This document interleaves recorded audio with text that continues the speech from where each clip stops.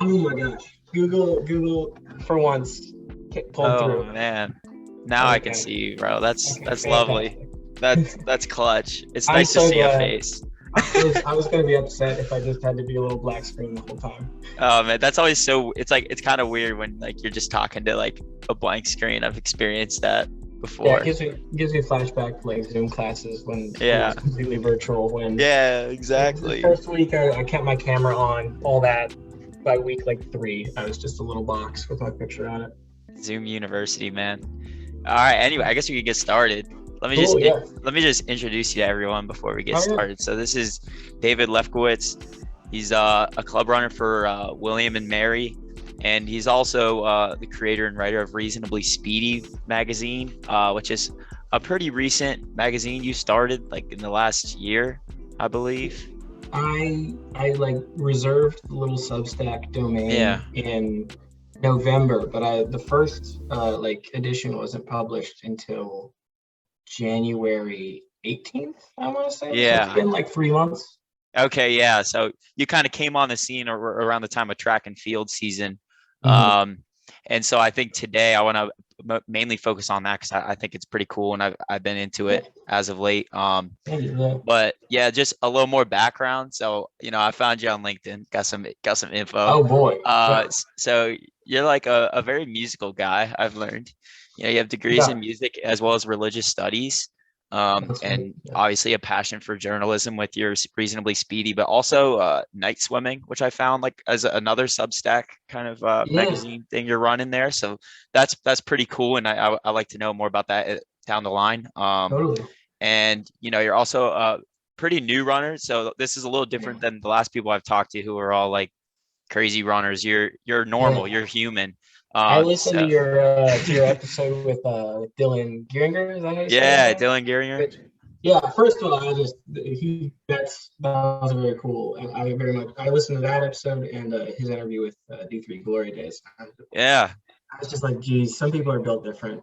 Yeah, so far I've I'm just talked not. to a bunch of people built different, and now we're talking to someone human, just like I'm, us. I'm built So, different, but I'm built weaker. But still technically different.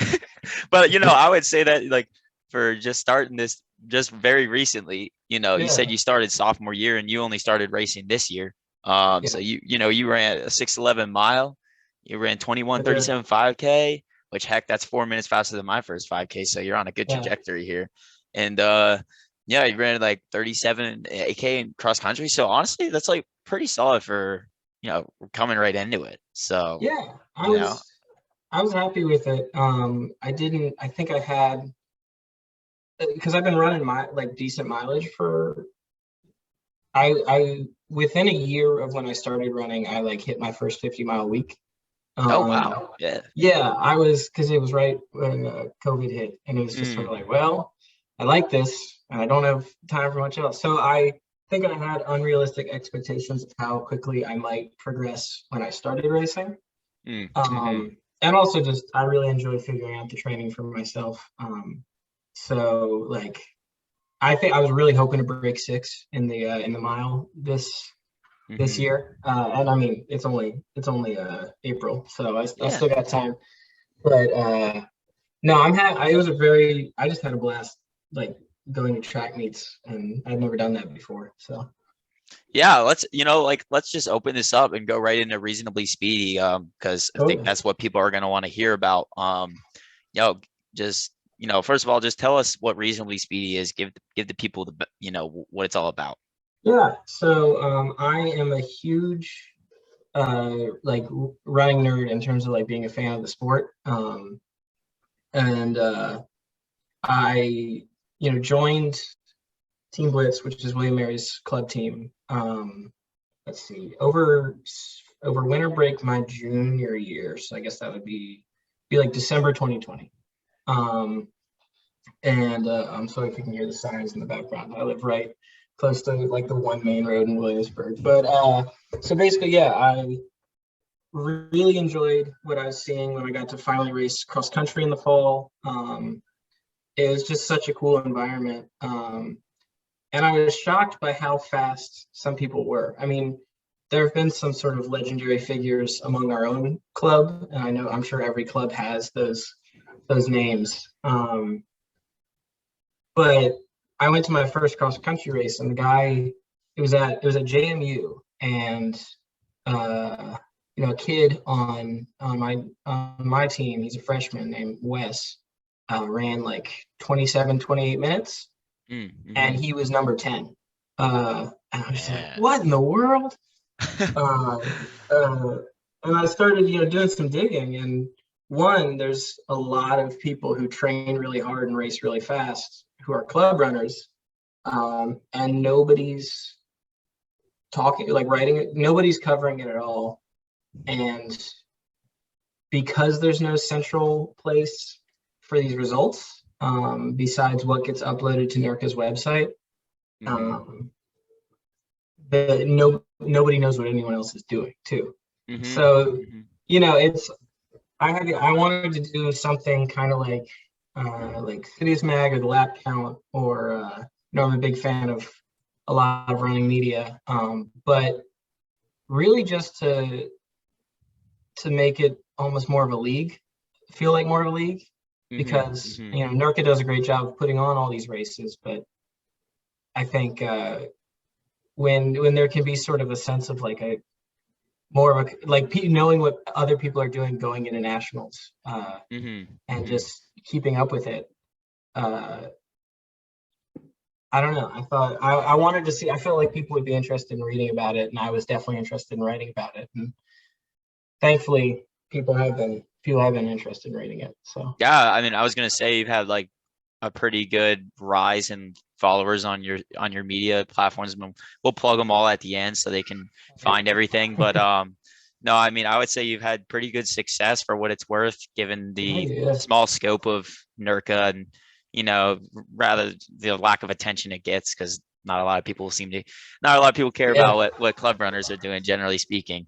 Yeah, I mean, I did the math when I was starting, and I was like, well, there were like 110, 111 running clubs, collegiate running clubs around the country, and that's just the NIRCA affiliated ones. There are others. And I was like, even if all of them only had 10 committed members, that's over 1,000 people who would probably be pretty interested in reading about this. And like, I'm not trying to make a living doing this or anything. So I was like, hey, if 1,000 people in the world wanted to read something and nobody's writing about it, I think it'd be fun to write about. And it's been pretty cool, because people are very excited to just to have someone compiling all this. Yeah, I've loved it. Like, I started reading your articles around track season when you started, really, like pretty much right out the gun. Like, I was starting to see your stuff, and I think you did a good job of networking and like kind of building your brand. So could you speak to that a little bit? Like, how were you able to build your brand into something that, at this point in time has over 100 like subscribed people to your Reasonably Speedy? Like, how are you able to build that? And you're self-employed. This is all individual. Yeah, no, it's just me. I'm just a college student. I have no experience really with marketing or anything. But going into this, I knew what was missing was something that treated club running like a real sport. It is, without sort of the suffocating seriousness that can come with a lot of sport. Like, I knew, like, because at the end of the day, what makes club running so cool is we're all just doing it because we want to do it. And it would be a little silly to come in acting like it's the Olympics, because the whole reason we're here is because it's not, And so that's what I've sort of, even with the name Reasonably Speedy, I just sort of wanted that to guide where I went with it. And from there, I've just sort of been figuring it out. I mean, I make all the little graphics for the Instagram myself. I don't have like Adobe or anything, so I have to use the like online knockoff Photoshop. It's called Pixlr. And I have just been I reached out to a couple, or I just followed a few more notable club runners. Like I followed Nick Wolk from Pittsburgh because he had just won cross country nationals, and he actually reached out to me immediately and like it was just like, what is this? I was like, so I'm trying to get this started. And Yeah, he sent it to me, so I think he liked it right when off the bat.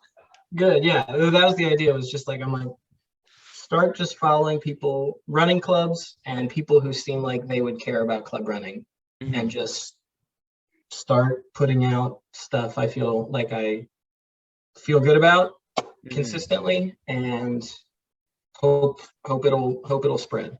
And it's such a small community that word of mouth has just, it's been just a pretty steady progression since then.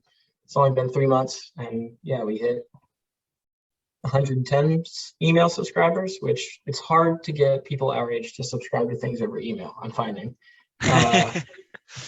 But yeah, that and a couple hundred Instagram followers, and it's been a good time. It's been fun having people read something I write. Yeah, so you haven't necessarily like reached out to people in particular, or clubs in particular, to kind of build your brand. They kind of come to you interested in what they're seeing that you're doing.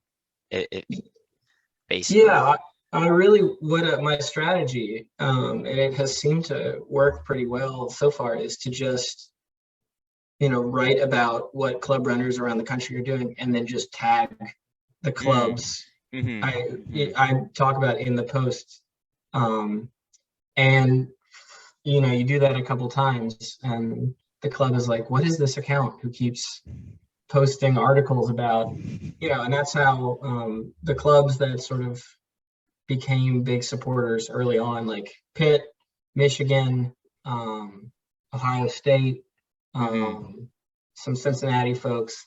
It's been great because it's just sort of, because they came up in the reporting process, and then they find out about it that way. Yeah, that's very cool. God, I remember, I think I just saw like we started following you guys on our club page, and it wasn't me, someone else from my friend group did it, because basically all my friends are on the board, and Gotcha. I just remember seeing it, and I think you added us, and I think that was maybe how you caught my eye. So I think it works, and like you get the big clubs in on it, and then it kind of can spread out to the smaller clubs. Yeah, cool. So I guess some what is your vision for the future of the magazine? And I mean, you said you're gonna graduate soonish, right? Are you graduating this year? I'm graduating at the end of May. Okay, so what's happening to Reasonably Speedy, man? Like, you're gone. Like, are you gonna keep trying to cover it, or are you gonna try to hand it off? Or definitely, no, I'm gonna keep writing about it. If anything, it'll be easier to cover when I'm not competing in the club world, because like I can go to these meets and just like, that was what I've gone to some Virginia meets, but my coverage was always a little limited by the fact that I was in at least one of the races, and was trying to report, but also trying to focus in before a race, and handle my own nerves and all that. So yeah, I mean, the goal is just to keep the ball rolling. As I have a lot of things that I'm looking forward to over the summer. Once I am no longer, I'm a double major and I've still got to graduate. So school has been ramping up these last couple of weeks, but I want to do a lot more interviews. I had a blast interviewing Anna Nagelhout and Thea Johnson from Michigan. I want to do a lot more of those. And I'd love to actually go and like run with some of these clubs, or like film some workout videos. I really want to start, attending meets and reporting on it from there. Like long term, sort of like pipe dream visions would be, I would love to be able to put on some races at some point. Whether it's like club 10,000 meter championship, because NIRCA doesn't have a track 10K. Yeah. Or just some like road races where it's one of those where like it's like a weird distance. Time doesn't really matter. You're just racing. I don't know. I think that kind of thing. There's a lot of opportunities for fun things because there's so much room for growth for you because like there's so much more you can do with it. That's a pretty exciting prospect just to think about, and like you could become like this, could become the citiest mag of like NIRCA. Like that's the ultimate. That would be amazing. That would be sick. Like getting like having a YouTube channel where you post like workout videos, you cover what each club is doing, cover the races. You get like a photographer. Like, man, you can really go crazy with your imagination on this sort of thing. That's the thing. With the amount of traction I've been able to like, with the amount of like a foothold I've been able to get in the past couple of months, I'm just sort of like, let's see where it goes. Because ultimately, I think people are in it to have fun, and if I can find ways to help them do that, then people will be on board, which is very, very exciting. I think it'd be very funny to have some sort of club beer mile championship at some point. Yes, I know the beer mile guys are both NIRCA alums, so 100%, man. Yeah, That'd be fantastic. But that's the sort of thing. I'm like, I think people would have a lot of fun with that. Yeah, some of our club actually did a beer mile last Friday, and that would definitely be something fun to do with the all of NIRCA alumni and stuff. But yeah, no, that's pretty epic. So I mean, could you see yourself kind of taking on some people onto the team in the distant future? I mean, what's kind of the outlook on that? Would you like to have people on board? Yeah, I mean that would be awesome, especially with the some of the things I'm less like, for example, social media. We've already established how bad at technology I am, and like earlier in the semester when I had a little more time on my hands, I was able to do a lot more like midweek posts about like stats or race results or whatever that weren't necessarily tied to an edition of the newsletter that had just come out, but people seem to like that, and I enjoyed putting those together, and I just haven't had the time to really do much more than make sure I get a newsletter out every Friday. But hopefully that's going to change in the next couple of weeks. So yeah, that kind of thing, or like videographers, photographers. I know somebody from Tufts reached out to me. I don't know their name because their Instagram didn't have their real name on it. But I think a triple jumper or a long jumper, and was offering to like basically do a lot of the compiling of jumping data, because I don't know that much about jumping, never having been on the William Mary Team Blitz has one jumper, and she's good, but I don't understand it, and I'm trying to understand it better. But like, yeah, that kind of thing. I'd appreciate the help, and then like long term, we'll see where it goes. But I don't know. I'm not willing to rule anything out yet. But at the same time, I'm just trying to keep putting one foot in front of the other in terms of the short term stuff.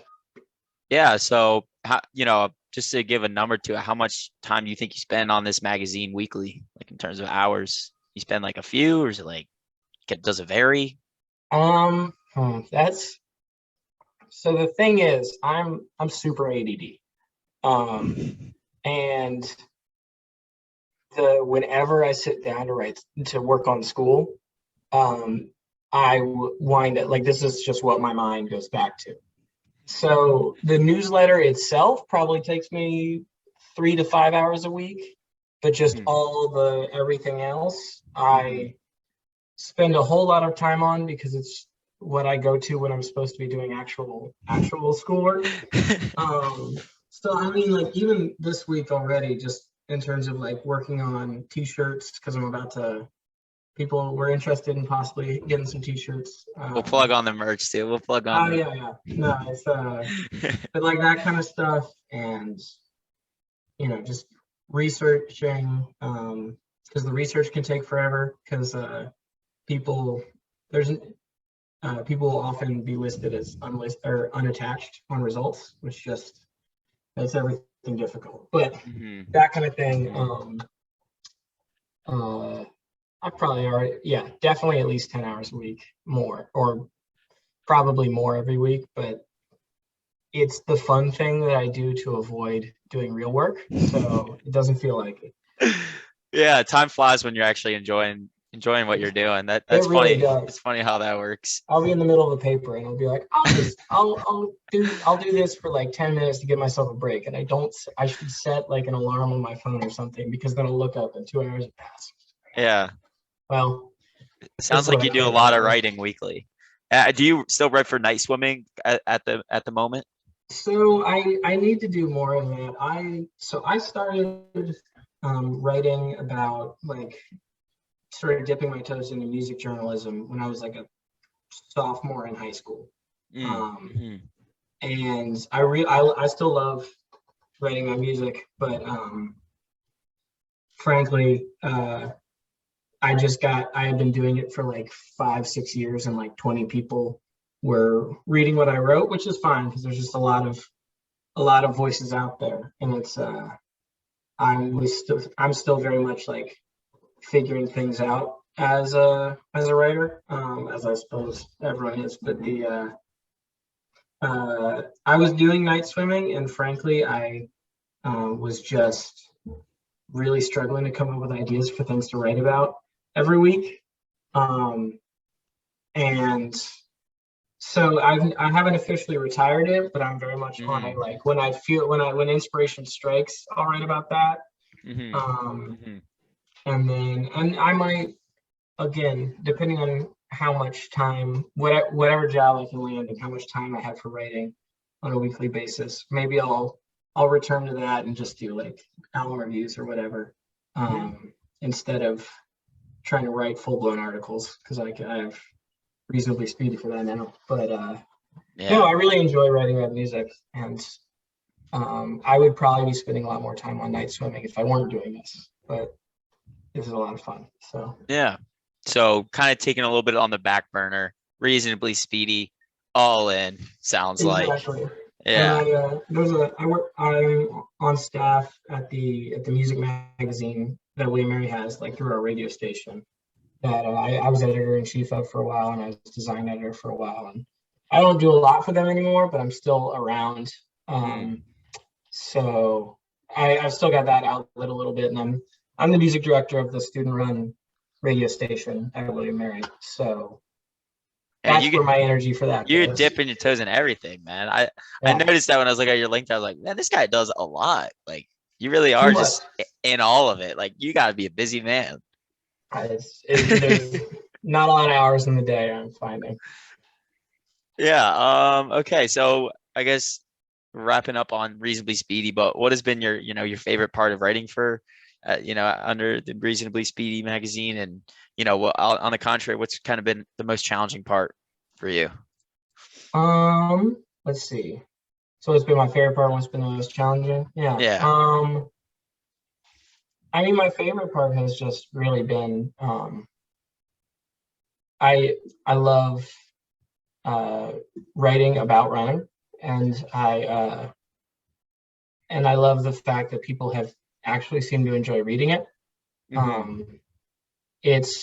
I've been through a lot of sort of the grind of just like continuing to write, hoping that people will start reading something, and like I do it because I love doing it. But it's after years of that, it's been a really cool experience to actually have like a readership who seems to enjoy keeping up with what I'm putting out. And the most challenging part has honestly just been, from a purely technical perspective, probably tracking down all the results.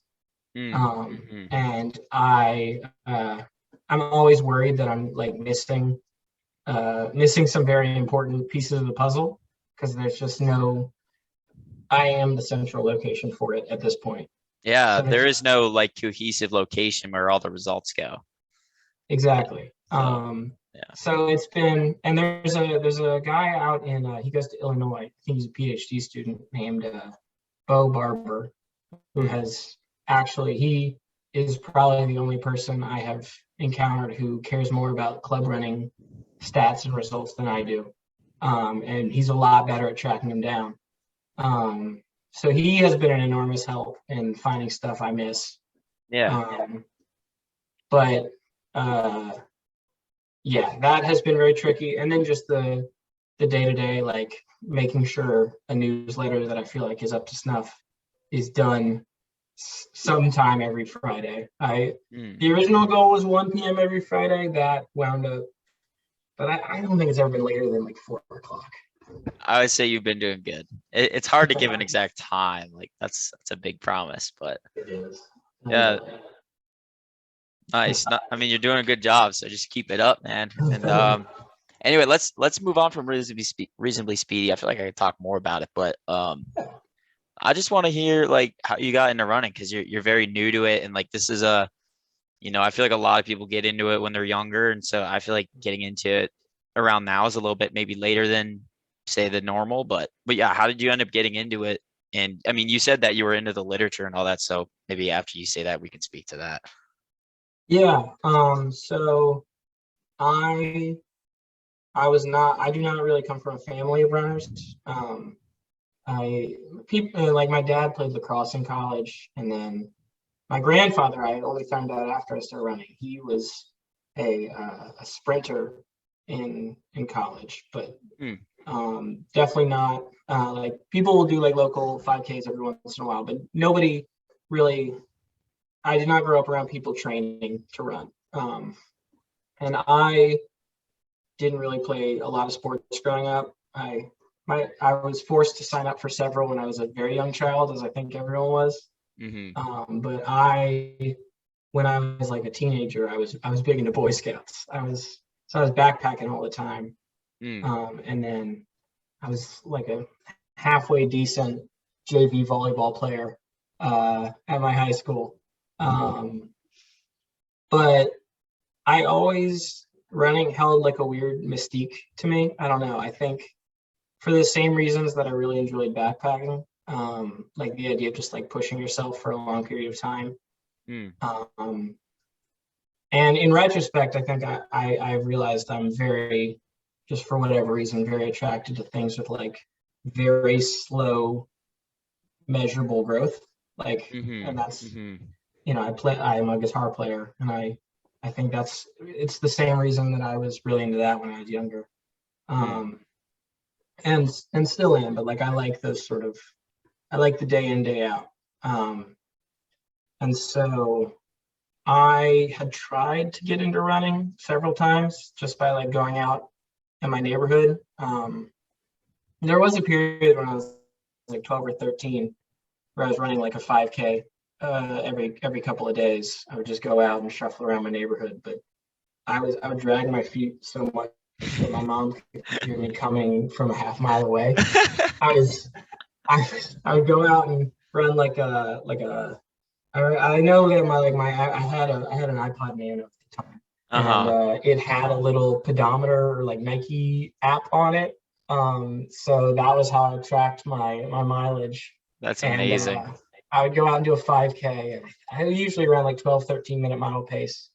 And I would always fall out of the habit though. And so, and that continued through high school until I was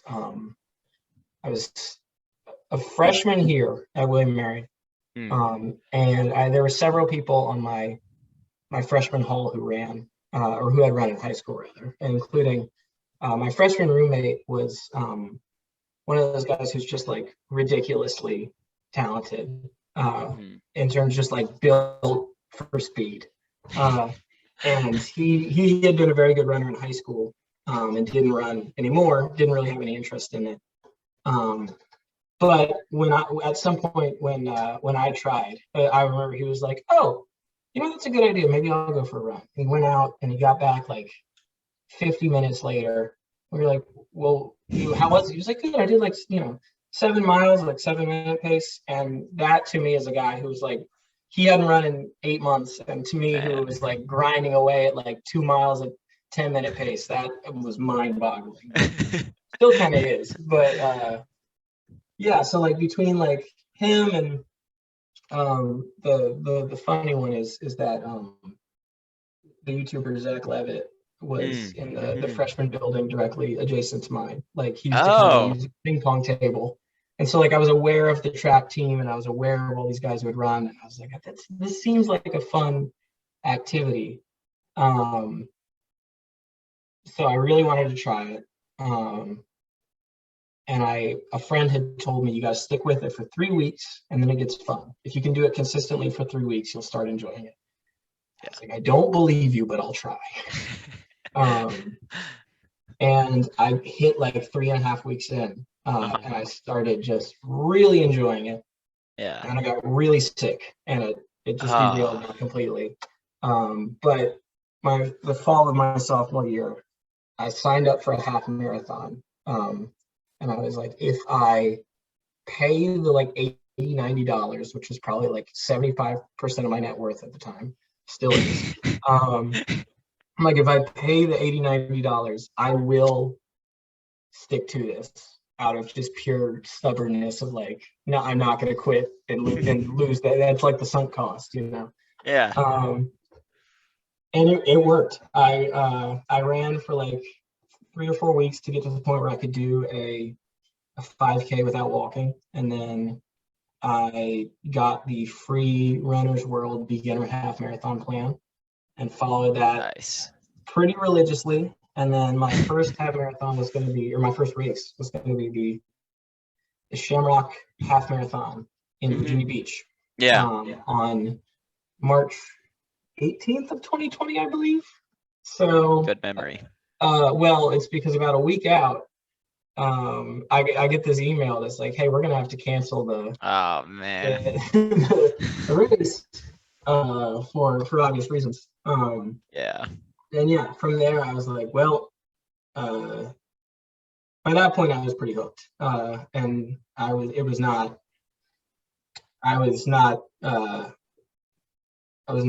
hooked. Yeah. Yeah. You were onto it. You weren't gonna fall off again. Exactly. Man, it's weird how that works. Like everyone has a different story into how they get into it, but it all ends up with that just love for like getting out there and just running. That's Yeah, it. I But really like. I love easy running, especially like just going yeah, out and like cruising for an hour. is that Feels. like your favorite part of training is just like the easy runs? I'm learning to love.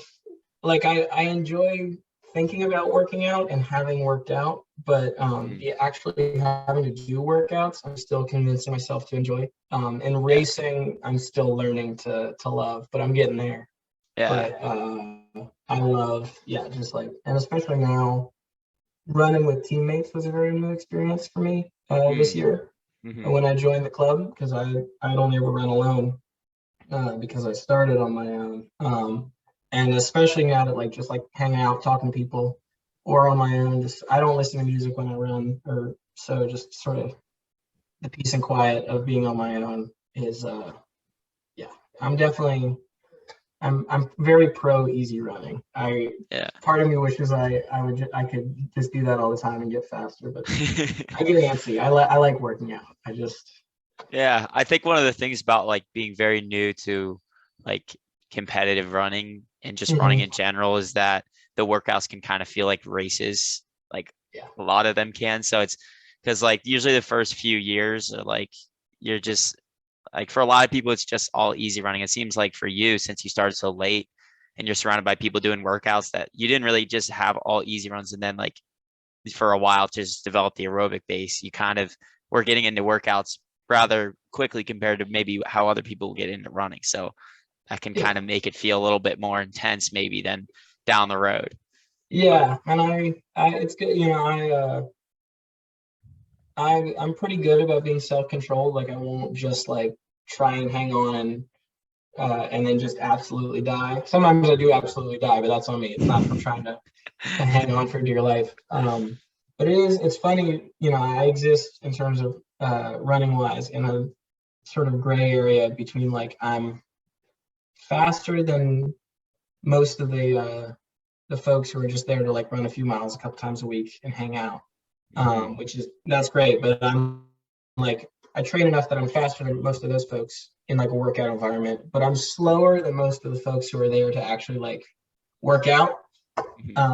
So the goal for this year was just to get to the point where I could hang with them, and that was a success. So that's been fun. But yeah. Are people big on Reasonably Speedy from your team? Are they hyping you up? Yeah, people seem to enjoy it. I didn't tell them I was doing that. Oh, you didn't? Okay. A couple of them knew because I interviewed them when I wrote a piece about Team Blitz. But I get real weird about self-promotion. I don't enjoy, like, I could never have just sent a message to the team group chat that was like, hey guys, check out this thing I'm doing. Bro, that's what I do. Yeah, no, I mean, more power to you. I wish I could. It's just not in the way I'm programmed. I need to get better at it, frankly. It's no shame, man. Shameless Yeah, plug. I wish I get too sheepish. I don't know. I get real bashful about that kind of thing. But so what I did was a couple of them knew, and especially my friend who I interviewed, who was also the president of the club. She after I published the piece about Blitz, she put it in the group chat. But initially people found out just because I just tagged Blitz like I did any other club, and they took note. And I think that because I am in that first or one of the first thumbnails where it's a picture of a guy like running on an indoor track.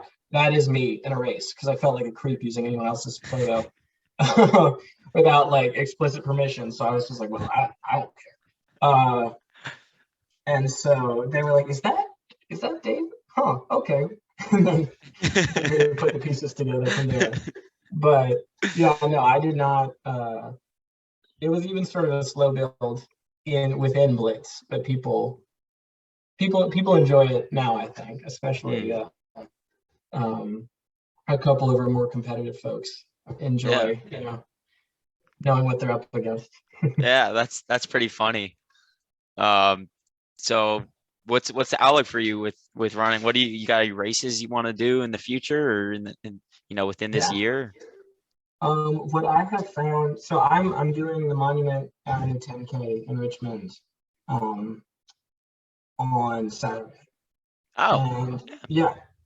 And so that's what I did. I've raced 5Ks the past 2 weekends, and then I got this 10K. So I'm a little fried right now, but I'm gonna do that and then take a couple of easy weeks, and then I'm very excited about trying to just like have a big mileage summer. That's my goal. And then I'm gonna be living in Richmond in the fall, and Richmond's got a cool road racing scene. And so gonna hopefully be doing a lot of that.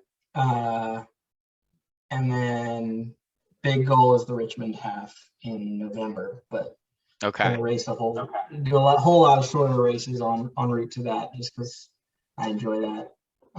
Might try and hop into a couple of NIRCA cross races unattached if they'll let me, just to see. Yes. There are a lot of other cross races that I can find, but man, I feel I've seen at least one other unattached person. Yeah, hit me up if you're doing that. I'll pull up too. I'll pull up too. Yeah. We'll have the Reasonably Speedy alum. Yes, team. Yes, dude. If you make like cool singlets, I'll wear it. I'll go attached under Reasonably Speedy. Fantastic. That would be really funny to. Because I know at nationals sometimes they'll have an open race to just. If I can just convince like all of the fastest alums to come back and rep the singlet, that'd be good. Oh man, that would be legendary. I'm all in on it. I'm all in. If it's like 6 really fast guys and then me, just way in the back. Let's go, man. That's the dream right there. We wouldn't have Walt because he's hanging around next year, but fair. Well, we'll pull up the next year with Walt. Straight up cheat code.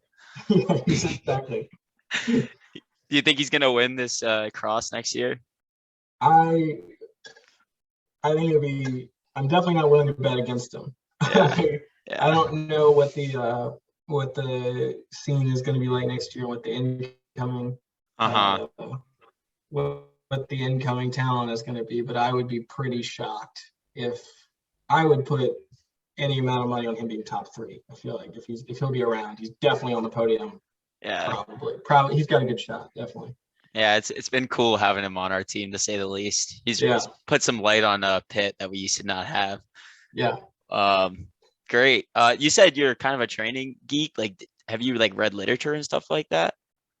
yeah. I went to, I think it was last summer. I was like, okay, I really want to get better at this, and but I don't really know what I'm doing, and I by that point sort of figured out that, like, I don't know, the like articles I was getting when I was just sort of Googling it felt like they were taking a different approach than probably I wanted to, where it would be like the runner's world type, like, here's how you run your fastest 5K. And it was like, choose your goal pace, run 6 800s of that. The first week with 3 minute rest, the second week with 2 minute rest, last one with 1 minute rest, and the race the fourth week.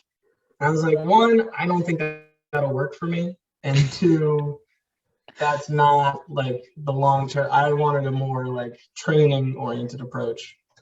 So I went and bought the Jack Daniels. There you go. The Jack Running Daniels formula. book from Yeah. The running. That's what it's called. The From the, I distance think, running third formula. edition from from my local bookstore. I have the same one. And I was shocked they had it because I thought it was pretty cool. Yeah. And I'm bad at following plans to the T, especially in a Virginia August and I was working at a Starbucks 40 hours a week, where like I would work from 5:30 a.m. to like noon, come home, just like slug 2 liters of water, take a nap, and then run at like 4. So it would be like over 100 degrees by the time I was able to run. Oh gosh. So I was like, it would be foolish for me to try and follow this plan to the T. But I really enjoyed, I'm terrible at science, but I enjoy reading his breakdowns of like what stuff does and why it works. And I started like, I have found online versions of like some of the Fitzinger books and the Hanson's marathon formula type books. And I will like troll the Let's Run training threads that for info, but I also take all that with like a complete grain of grain of salt. salt. I was like, none of this feels reliable, but I feel like if I just People spout nonsense on Let's Run, I'll tell you that much. Just ridiculous stuff. But I'm like, I feel like just the more I take in, the more I'll be able to discern what is trustworthy. And yeah, I've had fun.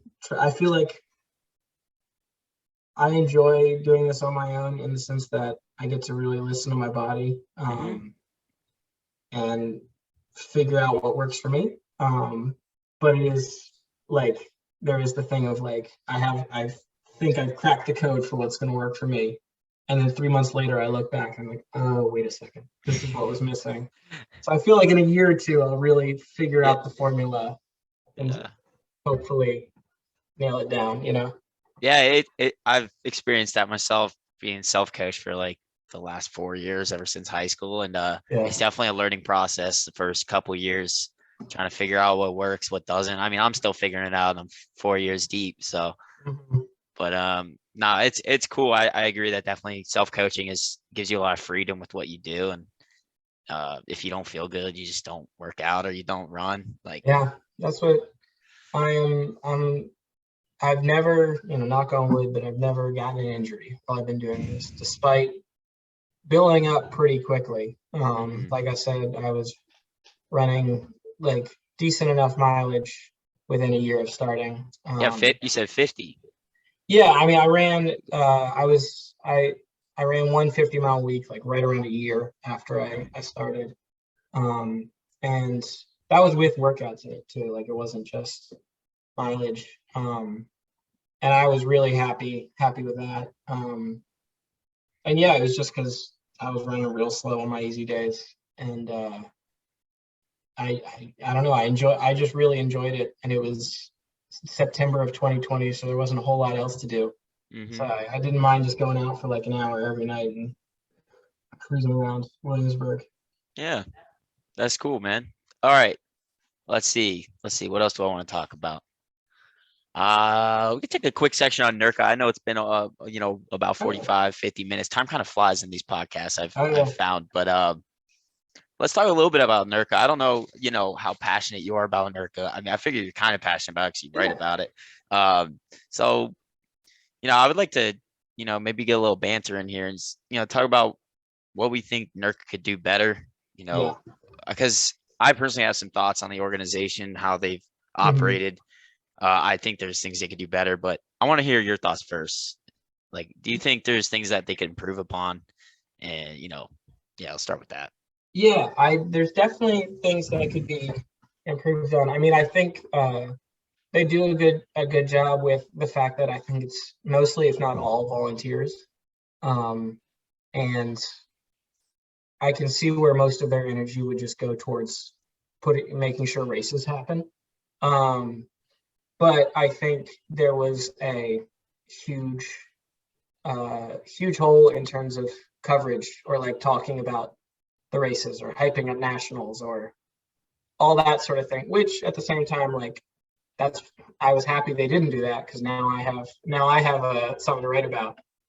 So I don't mind filling that gap. And I know there are other people filling that gap, like you have your channel, and I know Tyler Spears was like another prominent NIRCA running YouTuber. But I definitely think there could be there's still a lot of room for improvement in terms of that, in terms of like giving it a bit more of a personality, because I think one of the things that makes club running so cool is it does have such a personality, and that doesn't necessarily come across unless you are already fully part of that world. And that was part of my goal in starting this, was to I had no idea that cross country races would be so fun, and that there would be guys like, I don't know, my first race, there were guys like eating donuts mid race and then dropping me. And I was like, what? Or at this track, there was a track meet I was at. It was a JMU meet. There was a JMU runner who did an entire 3,200 race while juggling. Yeah, I think I saw that. Yeah, he didn't drop a ball until the last 100 meters, and he did not get last. He still ran like sub 12. Incredible. While juggling. And he didn't tell his team he was going to do it either. It's just the gun went off, and they just produced these bolts, started juggling. That is NIRCA in a nutshell. Yeah, exactly. But that's the thing. That is what NIRCA is, and that's why we love it. Yeah. And none of that comes across from NIRCA's presence on the internet, or from. I've never met the folks who run it. I know it's a more Midwest-based organization, but yeah. And I think the other thing was, I unfortunately was not able to go to nationals this year, just because it's going to be like a 13-hour drive. Work in the morning, and gas was $4.15 a gallon. I was just like, I don't think I can swing this. But I tuned into the Facebook live stream. Yeah. And it was, they had a drone, which was cool, and so they were doing the best they could, clearly. But I think, especially if they put out more of like an open call for help, people would absolutely be willing to help. And the commentating was, it was like a day and a half long event, and there were like so many heats of every event. You're not going to have the most enthusiastic or knowledgeable commentators all the time. But I would, especially I made a joke to a friend of mine that my goal is to get NIRCA to let me commentate the next nationals, I would love that. I'm like, that's my long-term goal. But that can like bring in people who are part of are willing to help and are part of this world to do that kind of thing, whether it's video content, photos, or at least just like amplify the people who are doing that, Yeah. like the people who are making the YouTube videos or writing the stuff, like hype it up more as a league than just a means to race, Yeah, I totally agree with you. I was gonna say for me, it's like the coverage could be better for sure. But you're doing a good job with that, so maybe they don't need to be good at that. And I don't want them to get too good now. yeah, seriously. And also, I wrote this. It looks like they're filming on a potato. Like, no offense, but like I think track was okay. Track was okay, but the XE one was like actual potato footage. Like, yeah, that one was tough. It was bad, and I'm like, couldn't you? Wasn't there someone on your team who just had like an iPhone 12 or like a newer iPhone? Because that would be better than what that was. Yeah, like it's not like they need expensive cameras. No, it's like my iPhone 12 would look crisp compared to that. And then that's the thing is it's just like I think, and again I totally get that it is I think basically entirely run by volunteers. But I guarantee you, there's like 2,000 club runners in the country. If they just put up like a thing that was like, we want to get this $250 decent camera so you can actually like watch good live streams. 125 people in the world of club running would chip in $2. Dude, 100%. Alumni would be all in on that. Like, exactly, and then like thousands, like they would. So many more people would watch this kind of stuff if a little bit more work was put into the live stream. If there was and if it was on like a YouTube live stream or something rather than Facebook. That was the other thing. It's like the Facebook Live was, I think, kind of limiting in terms of just like it's not the best outlet for. Again, I don't know a lot about technology, but I feel like there are better routes to take. I'm gonna agree with that 100%. Like YouTube would probably be the best choice. Instagram, I would say even Instagram's better than Facebook. Yeah, I mean, I think there's been a lot of examples in the last couple of years of like just elsewhere in the running world of like how to put on a very good like smaller track meet and how to handle the like media side of that with like the Citius Mag Trials and Miles races and that kind of thing where it's like you don't need a massive budget. I think from a technical standpoint, they basically had what the NIRCA live stream had in terms of like one drone, one overhead camera, and then people commentating. But like they brought in new people to commentate different races, and they had a bunch of photographers down there who were just doing their own thing, but like a lot of cool stuff came out of that, and it drove more interest for it. I just think if we start hyping it up more, people are going to care about it more, and then it just feeds itself. I don't know. One of my things I really want to do for the fall is I need to figure out exactly how I'll do this, but I really want to do fantasy cross country. Oh man, that would be so cool. You can draft like a 7-person from any of the club runners in the country. You can like draft a cross country team, and then based on how they score, we could have like a leaderboard or something. It's like that kind of thing, just to get people like caring about it. That's a very cool idea. Like that would be super cool. I'd be all over that. Like if NIRCA just had like a page on their website that was like, the cross country, the fantasy cross country rankings or whatever, That'd be great. Even just like an art, like they post an article or something, they just have like a poll and you just or something. I don't know, like voting on, even just voting on like what you think the results of the race will be. That would still get engagement. Like exactly. The fantasy idea is cool.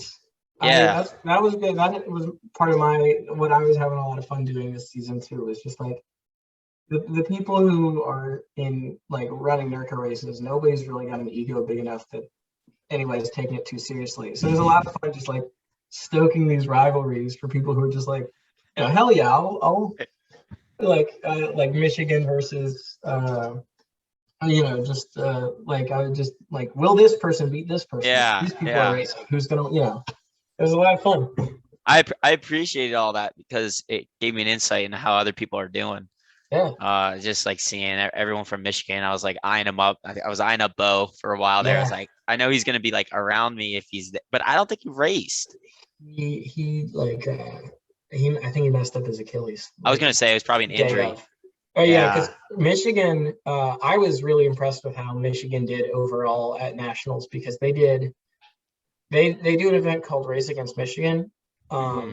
It's cool. It's for charity, and they as a team run across the state of Michigan, Yeah. in like one push.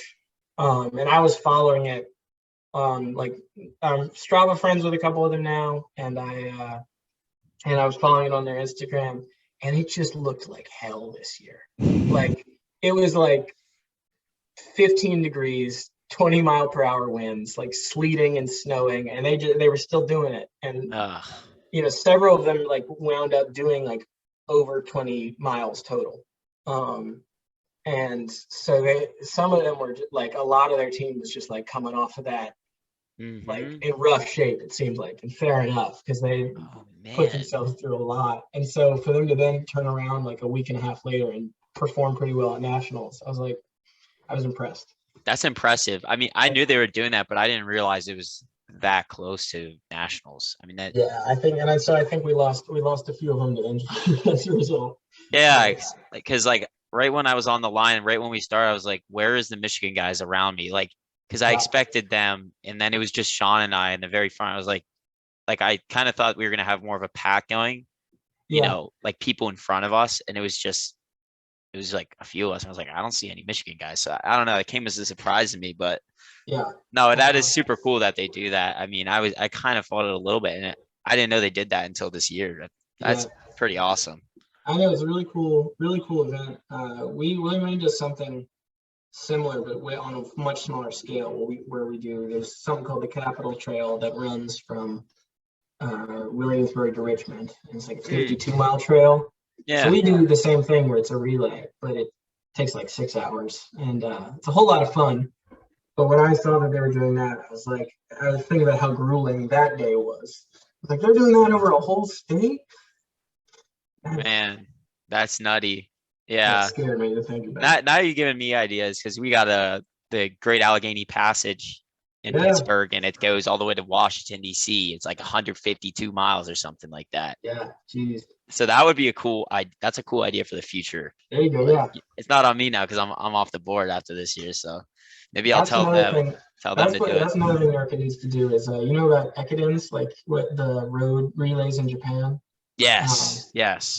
if NIRCA did like an Ekiden type race where it was like every club put together like 5 to 7 people to run these legs, and then just Mhm. which team finishes, and run that as the race, and they could do, yeah, like the whole that trail you mentioned, or like on there are any number of trails they could do that with there. I think it could be Yeah. really cool and like fun to watch and fun to keep up with. Yeah. Could you see yourself landing on the NERCA like NERCA board? Being Um, involved in that? I don't know how their organization works necessarily, and part of me feels like I should probably, from like a journalistic standpoint, not get too tangled up in like the organization itself. Mm-hmm. But absolutely, if I'm willing to help out if they ever want me to. But yeah, I don't know exactly how their NERCA actually works as like within itself. Mm-hmm. And yeah, I feel like I should probably, if I'm reporting fairly and honestly, I Yeah, should probably not be part of the organization. But we'll see. I'm happy to. that's fair. If, again, NERCA, reach out. I would love to commentate your live streams. All right, man. We'll close it out here just with some like general fun questions, and then yeah, we'll call it a day. But I guess you haven't raced a lot, but what is your favorite race distance so far? Yeah, I'm still feeling it out. I really enjoy road 5Ks. Okay. I'm gonna say um like between 3 and 6 miles. We'll say 5K to 10K. Okay. Include 8K in it, but I think that's where I'm not good at like throwing myself in it and holding on for dear life the way you kind of have to for a mile. And I just don't have the lifetime mileage to really hang on for a half marathon yet, even though I've tried a couple times. So, but I really like that 3 to 5 mile range. Okay. Yeah, Yeah. that's solid. Let's see. Do you have a favorite running memory in particular? Ooh. Let's see. So this is kind of a weird one in terms of like it being my favorite, but especially for the first, right when I started racing and I was still kind of getting the hang of it, I really felt like I was bad at, like, I felt like I would chicken out sort of halfway through and not push myself as hard as I could, just for like fear of how bad it hurt. Yeah. And so, and yeah, that's when I ran 2 cross races in the fall. It was a pretty short season for me just because I had my schedule worked out. But the first one, it went really well, but I felt like I could have pushed a lot harder. So I went into the second one. It was at UVA, and their club cross country course is brutal. I'm told a friend of mine who went to high school in Charlottesville said that it's like the local high school course. It's at Darting Toe Park, but it starts. You go out about 50 meters, and everyone's still together, obviously, and then you turn like almost 180-degree left turn. Like I guess it'd be like 140 degrees up a 60, like up a 200-meter hill that I like checked the elevation, and you go up 60 or 70 feet in that 200 meters. Oh man. And it's a grass hill. And most of like the whole second half of the course is on concrete though. So nobody's wearing spikes for fear of later in the course when you go up this insane hill. So yeah, the gun goes up, everyone sprints, and then you have to make this crazy left turn. So people are just like getting mowed down on the inside. And then people are just trying to get up this hill. Like several people were on all fours just scrambling. And then from there, it's a little more standard, but then you have to go back down that hill halfway through. And you're just like holding on for dear life.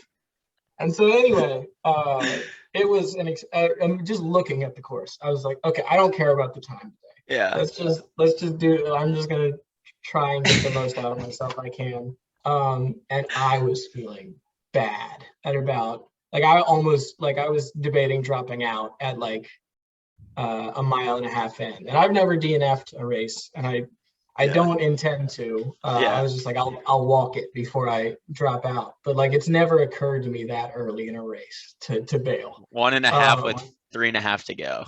Yeah. I was not feeling it. And so the last half mile, these guys, I tend to go out kind of conservative in races and in hopes of like passing people, and then the goal is just like don't get passed for the rest of the race. If you go out easy and then focus on passing people, try not to get passed. And these 2 guys who, one of whom had stepped off the course 3 miles in to throw up, and that's how I passed him because he stepped off the barf. But I guess he got back on and kept running. It's him and the guy who I had passed at another point who stepped off the course and was just like taking a pee break mid-race. These guys suddenly start working together, and one of them comes up on either shoulder, and I was like, oh no, I can't get past in the last like 800. So I tried to go with them, and I hung with them for about 10-15 seconds, and then just everything in my body was like, you cannot do this. So I had to let them go as much as it hurt, and I'm like barreling towards the finish line. My vision is starting to like gray out. And I crossed the line and just immediately started throwing out, just like hands and knees. Oh barfing. And this is my. everyone's just kind of like, what what is this guy's deal?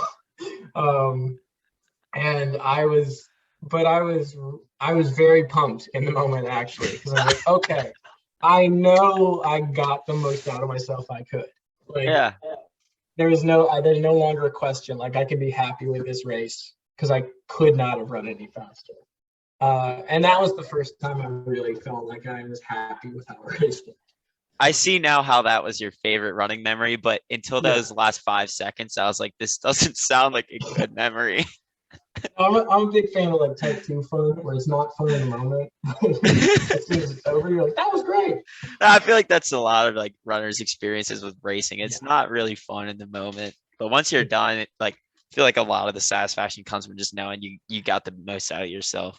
Exactly. The key is a short memory. Like I Exactly. immediately forgot how much it sucked. I was just like, I did it. That is the marathon like phenomena in a nutshell. Everyone just forgets the pain and then they want to do it again. Like Exactly. you'll know eventually, maybe if you do want to, I expect it'll happen some point in time, as with a lot of runners. That's my like.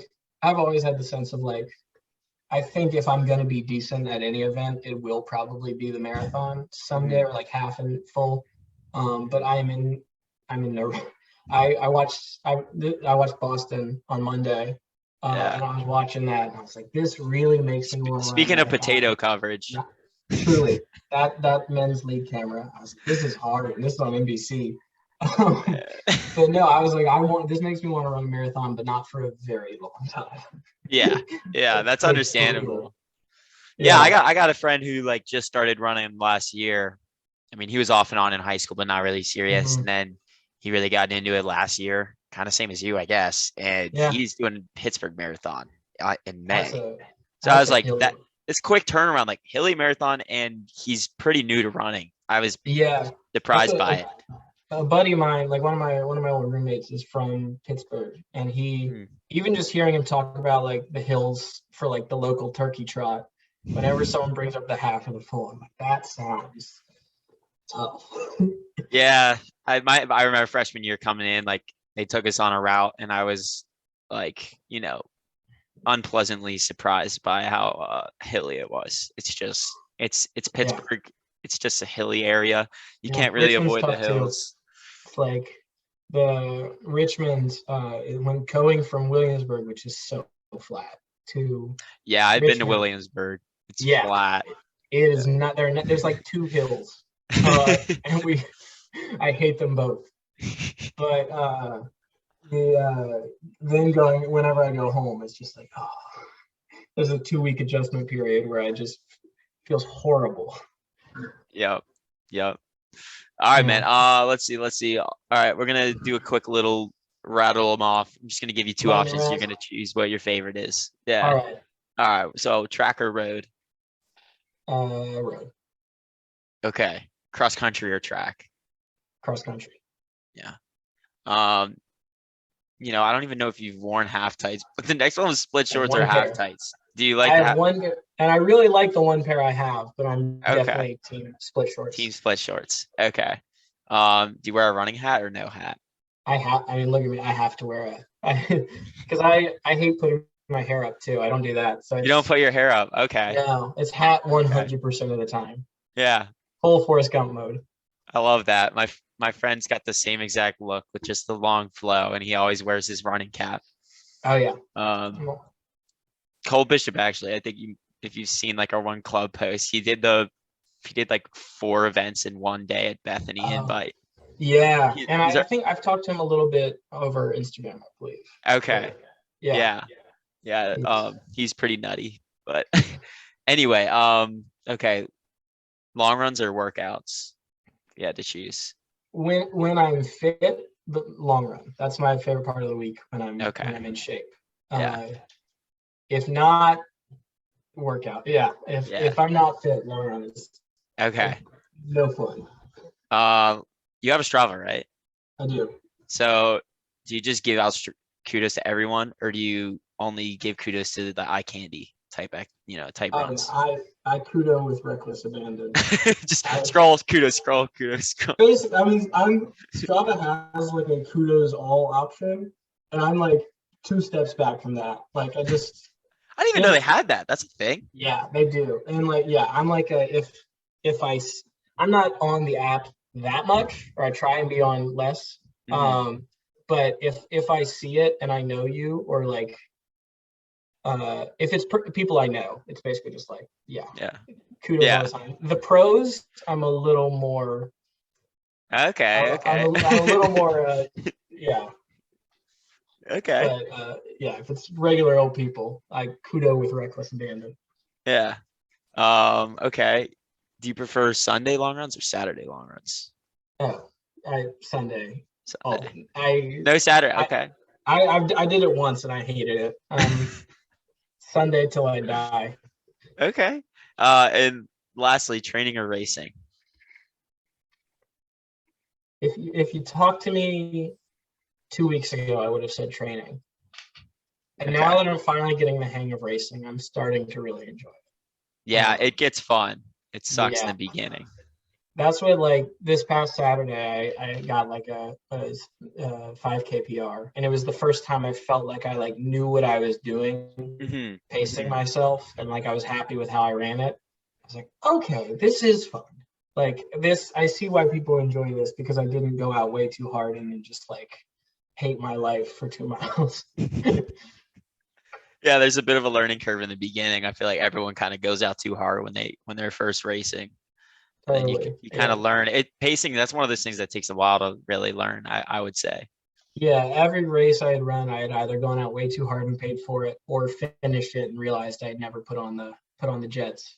So this is the first time where I was like, oh, okay, I was, in a deep dark place for the last half mile, but like only in the last half mile. And that's I think that was where I needed to be. Yeah, exactly. So I always say, like, if you run a good 5K, it'll start to hurt after 2 miles. Like, you'll be in the pain cave around 2 if you run it well. I came through the 2 mile, I passed the little marker and I split my watch and I was like, oh, okay, I feel pretty good for that. And then like a minute later, I was just like, oh. And the thing with that race too is the pack I found myself in was me, a 10-year-old child who truly came up barely to my hip. He was, no. And I know he was 10 because I checked the results, because I was like, who was this kid? He was tiny. And then an old man who was like one of the like lanky old guys in the split shorts who were like, oh, you were fast at some point. And so with a mile to go, it was me, it was the 3 of us. The older guy, he was around a mile and a half in, he started every single breath. And I was like, okay, I'm going to drop this guy. He's truly fighting for his life. But then with like a mile to go, he just takes off. I tried to go with him and I just couldn't. So this was me and this kid. And he like really pushes me with like going around a tight turn to the point where I had to jump off course, or else I would have hip checked this kid into a podium. Because I'm not a super tall guy, but I'm 6 feet tall, and this kid was genuinely like under 4 feet tall. And so then the final like 1,200 meters is just a straight shot down a flat road in Colonial Williamsburg, and it's just me and this child just surging back and forth, and just. I'm not a super competitive guy when left to my own devices, but something awoke inside me that was just like, you cannot get out kicked by a child who you could pick up and throw like a javelin. And so I caught him by 1 second. I was fighting for my life. That's a fantastic story. I love how I could tell you're a journalist, just how beautifully you set the scene for me. That's awesome. But yeah, it was a fun race. It was a good time. That's great. I've been hoping someone got a picture of us, because his parents were clearly like taking photos as he's coming down. But so somewhere in the world, there's a picture of this tiny child and a grown man, 6 foot man with the flow, and Easter Bunny split shorts, because it was the day before Easter. Just I want that picture. Yo, in the 0.01% chance that his parents are listening to this, send us the picture. reasonably speedy@gmail.com. Yes, yes. All right, man. I mean, that's about it. Thank you. Let's close it off with you giving give us 1 to 3 pieces of wisdom for someone looking to start up a magazine. I guess, or even more generally, just any sort of brand, starting up a brand from the ground up. How did you, what's your advice? Yeah, I mean, I think it's nothing groundbreaking, especially if assuming mostly runners are listening to this, but like consistency, it will just pay off more than anything else. That was my goal when I started this, was just like, I'm just gonna make sure I put out a newsletter that I feel good about every Friday, and then the rest I'll do as I can. But like, that is above all else what I'm gonna focus on. And I think that just that being at the core of it, and then like everything else just comes a little easier because I have things to post about or to talk about because I've been focusing on this newsletter. So I think just like figuring out the core of what you're doing and then just like sticking to it. It's nothing groundbreaking. But I think that, and also just like know your audience and like know what your audience is going into it. Because like that, I think, is ultimately why this has been going well, is because I was like, I know exactly who will want to read this, and I know how to reach them, and I know they care about it. So there's just nobody writing about it. So awesome. All right, y'all, you got your help to start up. What if you want to start something up, start it up. Just do it. Just do it. Awesome. What plug some stuff for us real quick. Your Instagram, your Reasonably Speedy. Yeah. You can find the newsletters at reasonably.speedy.substack.com. It's a free sign up. I don't spam your inbox. I promise. You're not gonna start getting like several emails a day. It's one a week. And then it's at Reasonably Speedy Mag on Instagram, I believe. And then the Twitter is so Reasonably Speedy or Reasonably Speedy Mag did not fit in the Twitter handle like number of characters. Yeah. So it is, I have it right here. It is it's Reasonably Speedy, but without any vowels except the Y. I'll drop the links in the chat too, so you don't gotta read it out. I'll drop them in the description. Awesome. And then I'm on Twitter at Jim Shorts Dave, but that's for club running musings. There we go. Love it. Awesome, man. Thank you for coming on. That was a fun chat. And thanks for having me. I'm honored to be your slowest guest so far.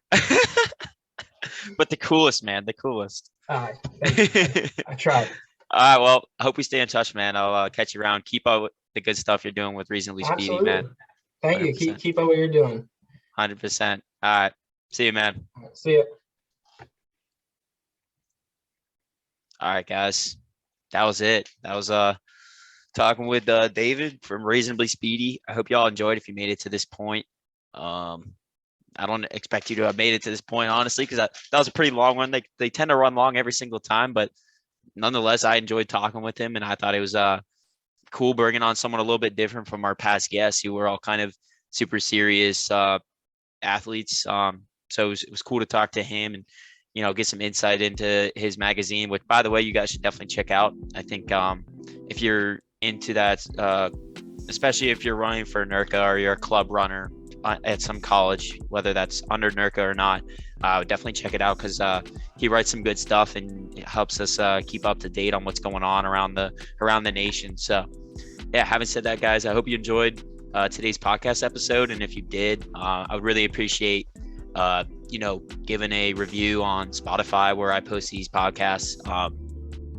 You can also find me on Anchor as well, but Spotify is kind of the main one. So go ahead, give a review, give it hopefully 5 stars if you're enjoying it. If you don't want to give it 5, then don't review it. But I appreciate you guys for tuning in and I hope that you're enjoying these podcasts, and yeah, I'll see you guys in the next video. Also, check out my YouTube channel. Just look up my name, Jacob Reese Montgomery. I'll probably plug it in the description. So, yep, I'll catch you guys in the next one. Peace.